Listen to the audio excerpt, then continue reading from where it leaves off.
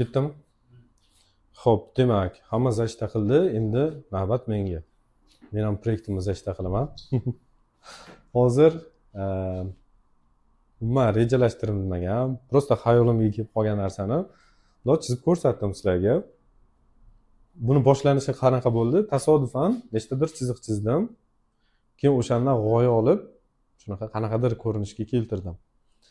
Villa bo'lishi mumkin, uchastka bo'lishi mumkin yoki juda ko'p qavatli bino bo'lishi ham mumkin bu. Endi men sizlarga tushuntirmoqchi bo'lgan narsam, biz bunaqa noodatiy, qiziqarli formalarni chizishni bilamiz. Lekin degan narsa bor. Bunaqa narsalarni men hozir sizlarga chizishni o'rgatsam, foydasi yo'q, ertaga ishlatmaysizlar. O'shaning uchun sizlarga kerak bo'ladigan, foydalansa bo'ladigan narsani chizib tushuntirib bermoqchiman. Oramizda rassomlar bormi deb so'radim, sababi o'zi eshitgan bo'lsanglar ham kerak. Rassomlar qanaqa evolyutsiyada bo'ladi, qanaqa ketma-ketligida ular rivojlanib boradi. Boshlang'ich daraja bo'ladi. Boshlang'ich darajada rassomlar bitta detalni chizsa, misol uchun примерно o'shanga uncha o'xshatib, havaskor rassomlar bo'ladi-ku, yoki boshlang'ich darajasi bo'ladi. Uncha o'xshatadi, bitta narsani qarab chizsa, odam ko'rsa o'sha narsani nimaligini biladi. Keyin qanaqadir bosqichga yetib keladi, u endi o'ta realistik ham kuchli qilib yuboradi. Nima chizsa ham.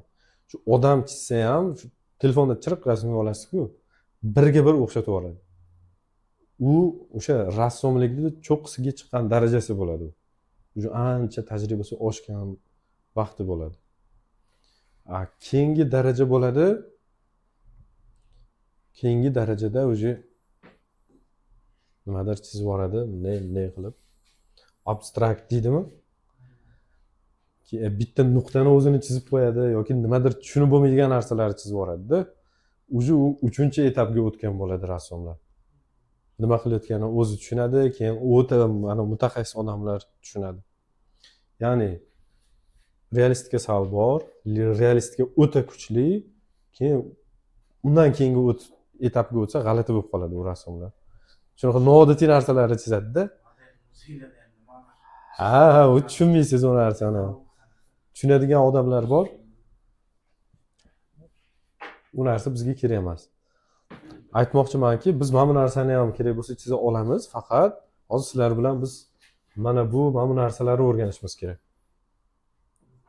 Tushuntira oldimmi? Tipovoy oddiy narsalardan boshlab o'rganishimiz kerak. Va shu narsani biz boshlaymiz bir chekkadan.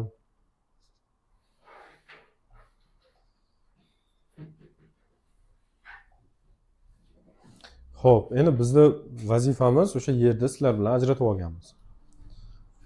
U qanaqa nimalarga e'tibor berib chizish kerak bu narsani o'zi? Birinchi o'rinda qog'oz olish kerak qo'lga. Qo'lda eskiz qilib, ana undan keyin chizsa, demak, biz o'ylagan narsamizni qo'limiz qog'ozga tezroq tushira oladi. Keyin o'shanga qarab kompyuterga tushirishimiz kerak bo'ladi. Ketma-ketligi shunaqa. Endi qog'oz bo'ladigan bo'lsa qanaqa? Taxminan mana shu qog'oz deylik. Proyektni bu yerda joylashtirish masalasi bor.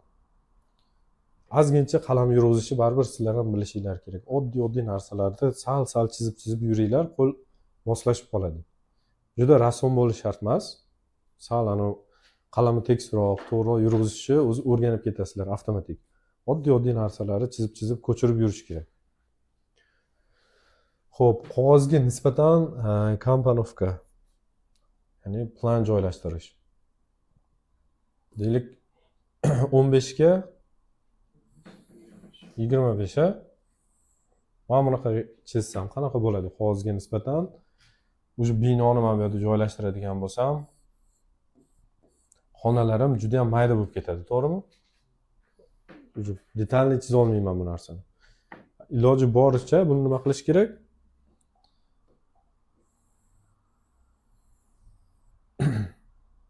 qog'ozga to'ldiribroq chizish kerak a, ya'ni vertikaliga.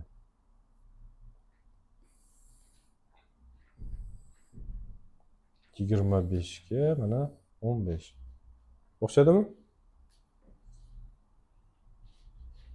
Nima deysizlar? Proporsiyasi. Bunaqasiga 15. Bunaqasiga, 25 metrli mana chegarani chizib oldim. Endi mana shu vaziyatda 15 ga 25 ancha keng ekan-ku yana, to'g'rimi? Mana bu yerda o'rtada proyekt joylashtirdim qanaqadir. Mana bu o'rtasi ozgincha kirgan bo'lsin. Yonida ancha joy qoldi. Mana bu yerda to'g'rida bitta katta hol bo'lsin. Bu yerni ikkiga bo'lib tashlasamchi, mana bu yerda qanaqadir xonalar bo'lsa. Yaxshi-da.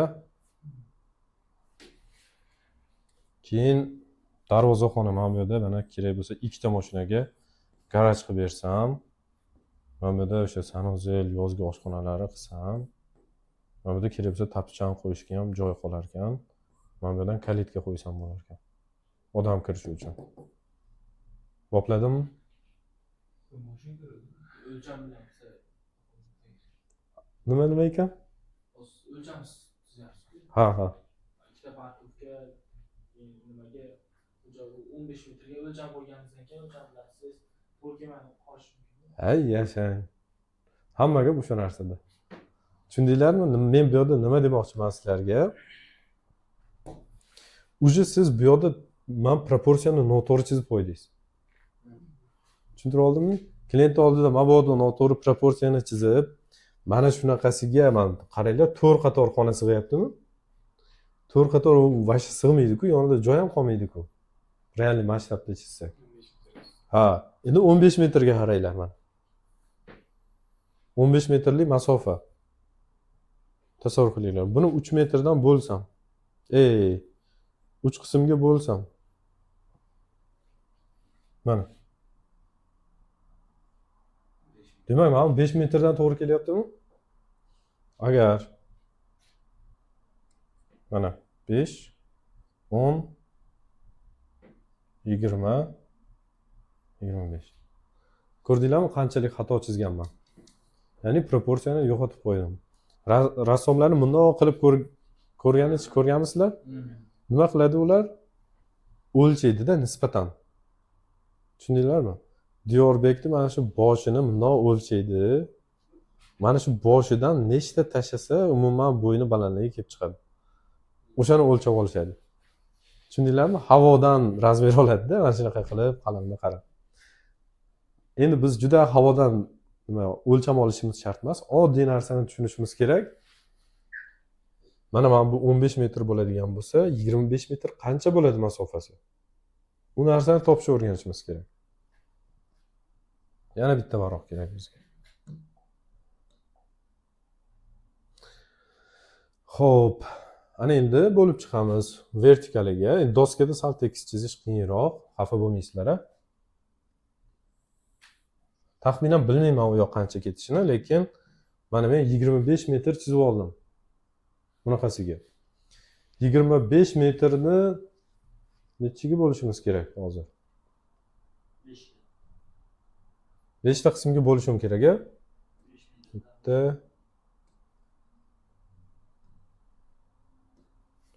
1, 2, 3, 4, 5 ta. Bularni sal keltirishga harakat qilaman. Taxminan mana bitta, ikkita, 3 ta, 4 ta, 5 ta. Mana bular sal bir-biriga yaqinmi?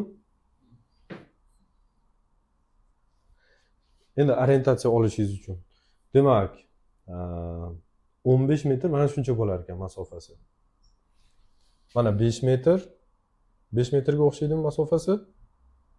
Mana 5 metr, yana 5 metr va davom etish kerak ekan, mana 5 metr. Endi nechi proporsiyaga? Endi o'xshadi.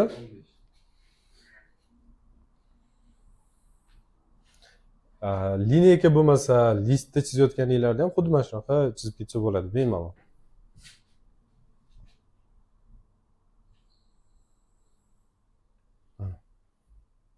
Endi proporsiya qanaqa bo'ldi? eniga nisbatan balandligi o'xshada. Bo'ldi. Xo'p, keyingi masala, rassomlarda o'chirg'ich olib qo'yiladi. O'chirg'ich ishlatmaydi odatda. Ular nimadir forma chizayotgan bo'lsa, avval och qilib chizadi. Ochroq qilib chizadi-da, keyin aynan o'sha formasini bir nechta bundoq chizib tashlaydi. Ko'rganmisizlar? Bitta narsa chizish uchun. Keyin uni ichidan keraklisini o'zi bundoq to'qartirib, bostiribroq chizib oladi. Formasi topilgandan keyin bundoq sal to'qartirib chizib oladi. Mana shunaqa. Mana bular endi och chiziladi, keyin bitta to'qroq qilib yo'nalish topib olgandan keyin chizadi. To'g'rimi, Diyorbek? Shunaqa. Xuddi o'shanga o'xshab biz ham plan chizayotganimizda ochroq qilib chizib, keyin to'qartirib olsak ham bo'laveradi.